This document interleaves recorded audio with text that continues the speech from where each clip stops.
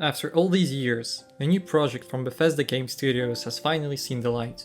The ambitious product from the studio that gave us undeniably one of the most well-known game series, The Elder Scrolls, has come to display how complex and enormous a game world might be and set a new standard in the field of quest and story-oriented games.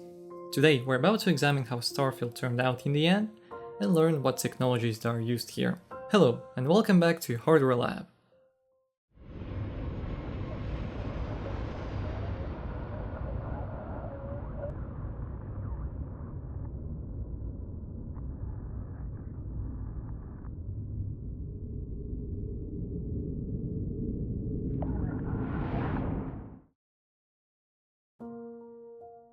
First things first, it's worth mentioning that Starfield runs on a new version of an in-house game engine called Creation Engine, but the second iteration this time. The main advantage of Creation Engine was always a pretty flexible set of tools for making dialogue systems and vastly sprawled game worlds, and those of you who played prior games of this studio know firsthand what it is.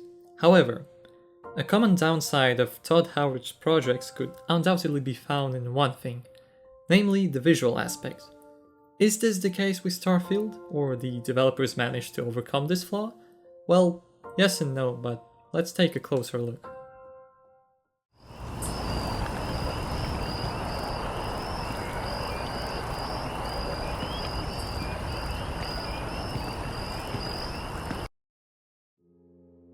One of the first things that draws our attention here is a new animation system. This is where a gigantic leap was made. Judging by the facial movements here, it seems the procedural animation generating system is being used.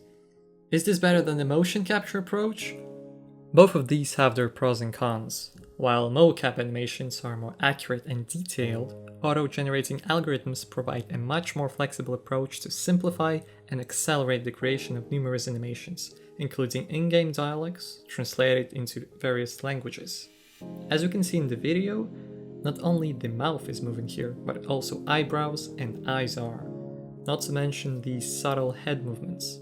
We can observe this in nearly every dialogue in the game. Sometimes it reminds me of an animation system Jolly used in Cyberpunk 2077, which allows to achieve comparable results. But the game's animation don't stop just at characters.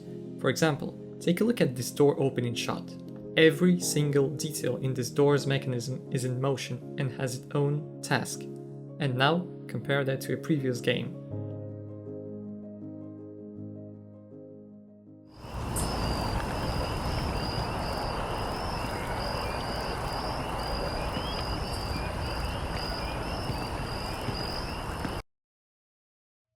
And right here we're observing another key element of Creation Engine enhancement. High-quality PBR materials. The rendering system appears to have been severely redeveloped for Starfield, and it now respects many textures maps such as albedo, roughness or glossiness, metalness, and of course normal maps.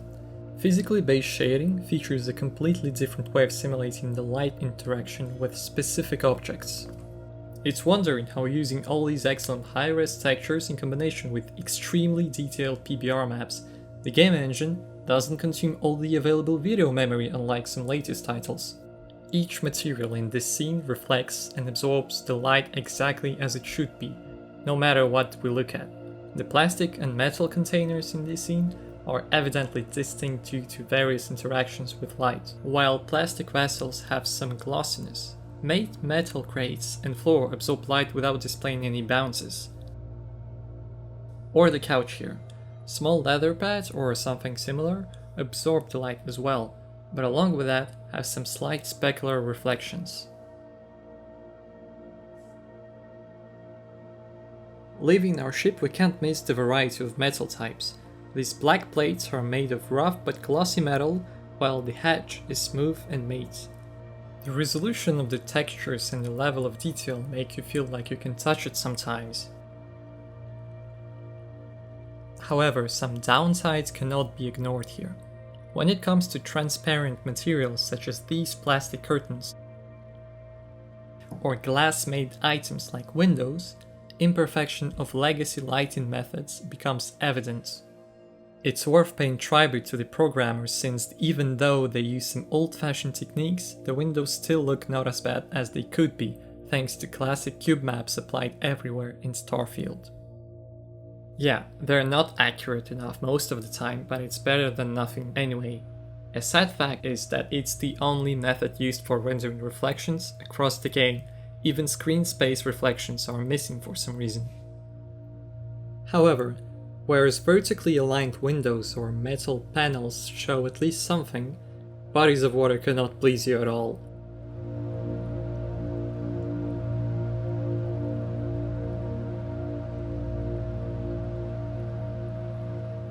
In some scenes, it seems like only the sky can be seen on them, with a small pitch of blur. Screen space reflections could save the day here, but it is what it is. Also, you may come across glossy metal panels exploring the game, just like here. At these moments, the in-game materials are taking a large question mark from a pocket saying, "Where's the goddamn ray tracing, man?" Alternatively, consider the awful reflection in this fake window. There are different techniques that can address such issues, such as planar reflections or again, ray tracing. While ray tracing might be a solid cure, it appears that RT features won't make their way into Starfield. RT effects are evidently demanding to hardware, and it's not that there is room for integrating them to the game.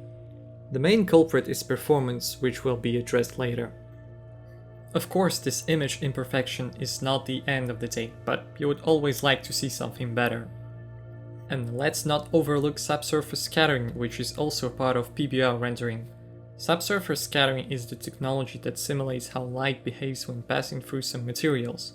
It's extensively used in Starfield on all sorts of objects from human skin to the richly detailed vegetation.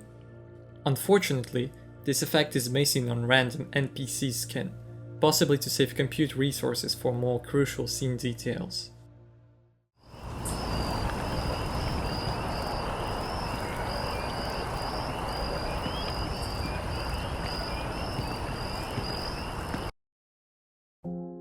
What can be truly appreciated in Starfield is the quality of both direct and indirect lighting. Although the GI system is still a legacy lighting model based on light probes, it's hard to deny that it consistently delivers impressive results whenever indoors or outdoors. Another significant contributor to the final image is image-based lighting, or IBL. Thanks to this technique, all scenes are inlit not only by traditional lights, but also by HDR environmental cube map. Each pixel or group of pixels on this map acts as a light source conveying additional lighting data to objects. One of the best places to demonstrate the advantages of the lighting system of Starfield is Neon City. This is where you can find a diverse array of lighting effects including indirect lighting, IBL and particle lighting. Take a moment to admire the steam jets emanating from below, being illuminated by colored spot or point lights resulting in a variety of hues and even multicolored effects. It's impressive not only for its visual impact, but also because it was achieved without using ray tracing algorithms. One noticeable downside of the lighting in Starfield stemming from the legacy nature of this system is the undeniably artificial nature of certain light sources. This aspect can be easily overlooked if you're not aware of where to look, but here's the really good case to demonstrate this issue. Take a close look at the lamps on the ground. Even though we perceive them as light sources, they are not what they appear to be. These lamps are textured to emit white light but do not actually contribute to the scene's lighting. Level designers use artificial point lights instead, which emit and reflect light here on the ground. The shapes of a point light and a lamp as a 3D object do not match at all. This discrepancy can be found on other levels in many places across the game, and again, it's not the end of the day, just a small detail we need to point out. As mentioned earlier, ray tracing effectively addresses this.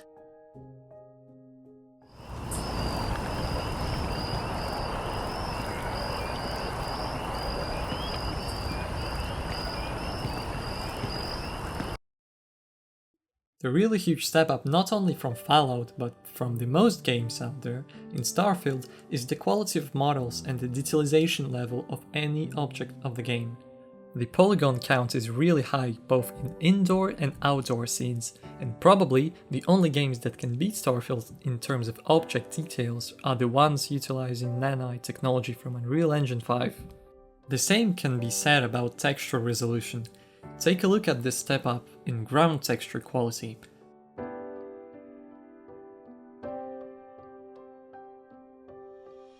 And check out the ship controls panel in the pilot cabin, meticulously crafted by 3D artists. Every switch, knob and button label is readable and distinguishable, and frankly speaking, I haven't seen that many details in video games before. How about this robot companion, Vasco? The number of details and materials quality applied to this 3D model is completely outstanding, given that it's a real-time render with interactivity, not just a demo or a synthetic test.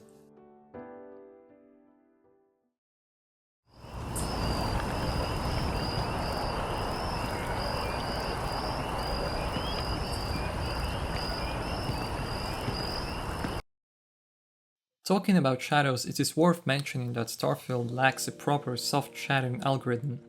As a result, shadow dispersion based on the distance between the object and the shadow doesn't seem to work properly. The algorithms like AMD's CHS and NVIDIA's PCSS and certain custom solutions are well known and pretty popular among the game developers. And the most advanced and physically correct way to achieve this effect is obviously applying ray tracing, which Starfield lacks completely. It is interesting that even Starfield predecessor has this technology. But from any other perspective than a soft shadows algorithm, Fallout 4 stands decades behind in terms of shadow rendering. The shadow cascade switch is subtle and annoying in Fallout 4, while in Starfield it is almost impossible to discern the switch. Almost all local light sources in the previous game do not act as dynamic light sources, thus the lack of proper shadowing creates an implausible and flat image. This is not the case for Starfield, where most light sources cast shadows when blocked by any objects both in indoor and outdoor scenes.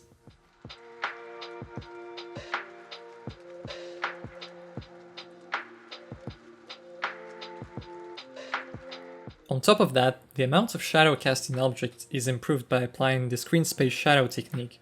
It obviously has some limitation in artifacts typical for screen space techniques. Perhaps it is the only way to render shadows for small objects without getting your GPU burned from rendering super high-res shadow maps. The other technology that could fix the issue is, of course, ray tracing, but again, Starfield completely lacks this next-gen feature that could fix so much.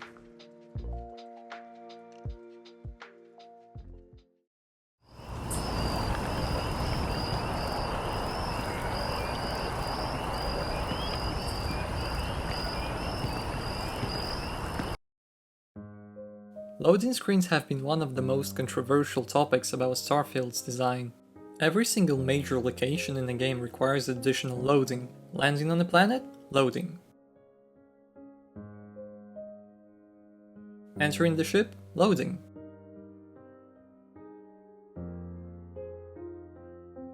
Entering someone's house, a cave, a shop? Loading. It is clear that the game uses some loading screens where it was designed not to, and vice versa. Moreover, there are weird areas where small locations require loading screens, while the same locations around do not. That's a really strange decision, and we have no idea what it can be based on. Overall, it is clear that the strategy of better visual quality was chosen rather than a seamless world with an impact on utilization, and, in our opinion, it is a reasonable approach. However, it definitely requires some additional polishing.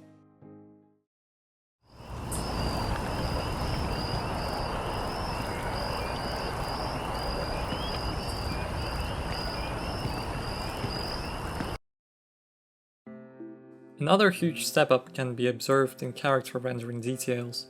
A lot of stuff we've mentioned before, such as PBR, increased poly count, and proper lighting system, play the role to make characters look realistic. The Sinister Valley effect that we've seen in Fallout 4 is gone in the newer game.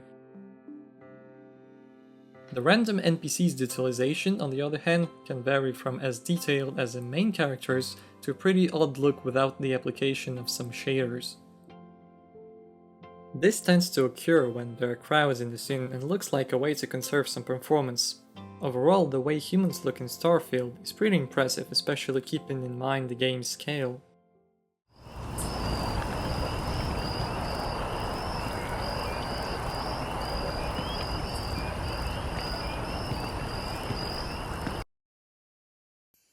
Additionally, we should discuss in-game physics. Creation Engine 2 features Havoc as a main system for interactive physics, and implementation of it in Starfield looks surprisingly impressive. You've likely seen the videos on the internet with hundreds or thousands objects in the scene with collision interaction between them. It's worth noting that not many games can boast such a high number of simultaneously computed objects in one scene with reasonable performance.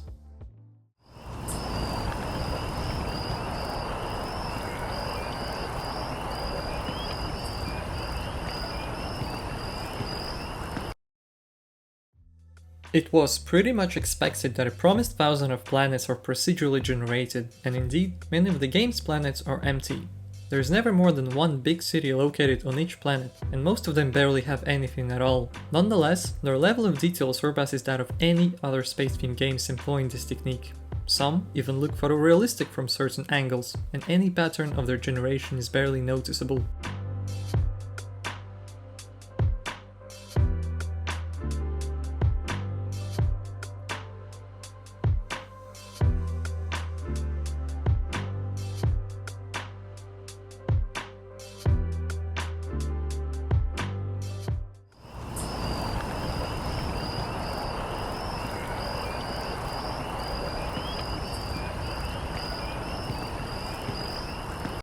There are not many options of anti-aliasing and reconstruction in Starfield. The in-game basic TAA cannot be turned off. Only switch to an AMD's FSR2 or enhanced with Fidelity FX CAS. Moreover, FSR2 does not feature default quality presets as in some other games and allows you to choose your rendering resolution manually. In this shot we can see the difference between applying just random Bethesda's TAA, mixing it with CAS, and using the FSR2 as an anti-aliasing with native rendering. Taking a look at comparison between native TAA and native TAA with CAS, it is clear that CAS provides a much better result. It is a common thing for the temporal AA algorithms to provide blurry image. That is why additional sharpening is required. Fidelity FX CAS is the best solution to that problem, so there is no real point in playing without CAS if you don't use FSR. The only disadvantage that can be seen here is the conflict between film grain effect and CAS. Film grain produced image instability is also getting sharp. However, it can be minimized by turning down the strength of film grain or fully disabling it if you prefer. The ability to apply FSR2 even without lowering the render resolution is likely the way to go if you don't mind losing just a few frames, as it provides a significantly clearer and more detailed image than Bethesda's own TAA technique even when CAS is applied. Therefore, we strongly recommend using FSR as an anti-aliasing for most people. There are no disturbing ghosting problems in FSR2 implementation, and it appears that the game was originally designed with FSR in mind. To assess how Bethesda's own TAA work in terms of reconstruction without additional tools is to turn on CAS option and set the sharpening to 0% instead of the default 70. So here there is another comparison between the same modes, this time using the reconstruction from 60%. The quality loss is obvious in all of the modes. However, the original game's TAA seems to do a really awful job in terms of reconstruction even with CAS, and FSR is definitely the option to go with. I mean, even if we try to compare 60% rendering with FSR reconstruction and native rendering with default TAA and CAS, we will end up with not that different looking image in terms of clearness, which is impressive. Of course, there are downsides to 60% FSR, such as lower quality of some shaders that are connected to render resolution, though this is a common problem when using FSR DLSS or any other reconstruction technique, but overall the quality is pretty good. Another proof that the game was created with FSR in mind rather than the default TAA option is that both Xbox Series X and S uses it, so why shouldn't you on PC?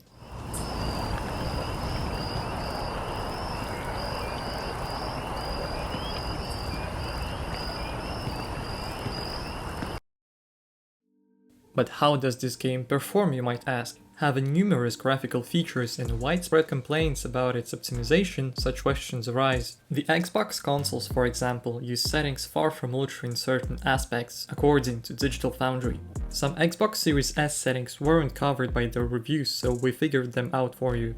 These are the settings that differ from the Xbox Series X version: grass quality, reflections, and shadows. Grass quality is in between medium and low, with the closest vegetation details matches medium option and the furthest low. Cube map reflections are definitely set to the lowest option, and shadows use the high option for the closest cascade and low for cascade switch. Both machines use AMD's FSR2 reconstruction with the 900p internally and 1440p output for Series S, and 1440p internally and 4K output for the Series X.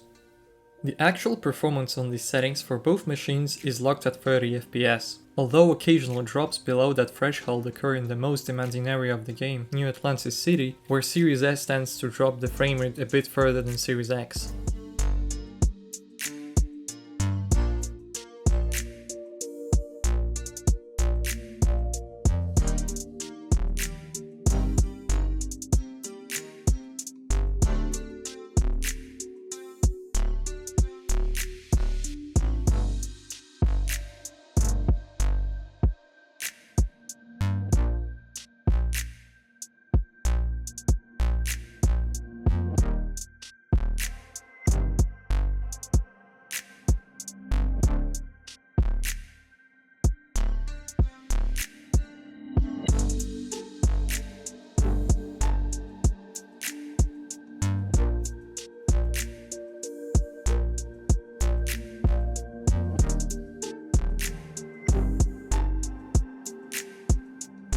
If you're wondering how easy it is to achieve these results on PC, it's quite achievable. The mid-range PC with Ryzen 5 3600 and RX 6700 XT can attain a much higher FPS on roughly Xbox Series X settings in New Atlantis, and even allows you to play with full Ultra.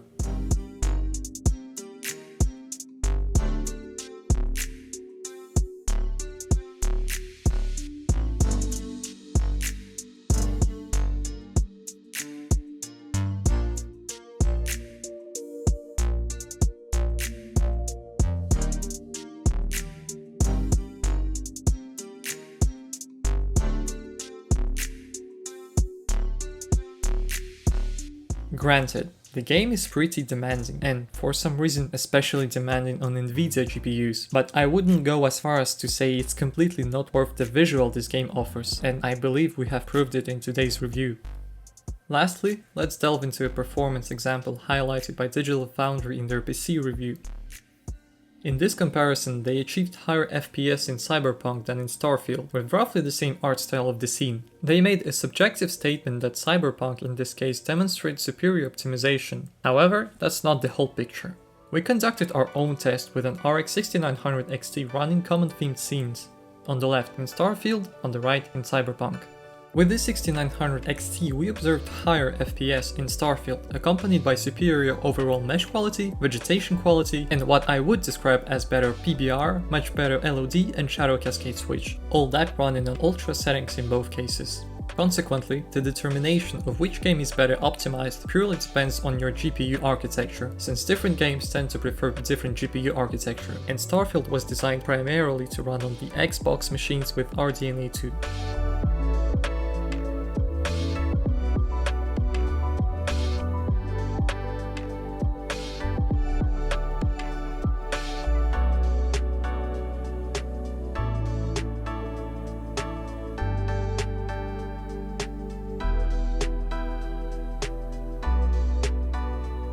Overall, Starfield is a proper current-gen game that leverages a lot of modern rendering technologies to deliver high-quality visuals.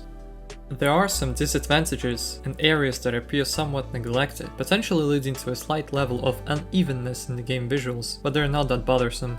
As a modern game, Starfield requires a proper PC or current-gen console to experience it in a satisfactory quality, and there is nothing wrong with it.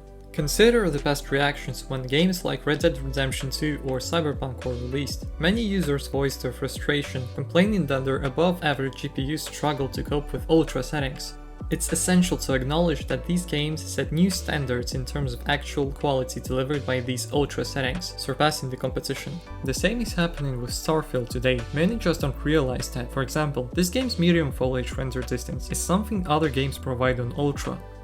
Bethesda have done an unbelievable endeavor in upgrading their engine, and now they can provide modern, high-end graphics in their game. We extend our best wishes to them as they continue improving their rendering system. If you want to learn more about games graphics, performance, computer hardware, and other PC gaming stuff, check out our videos on our channel, and as usual, stay up to date with HL.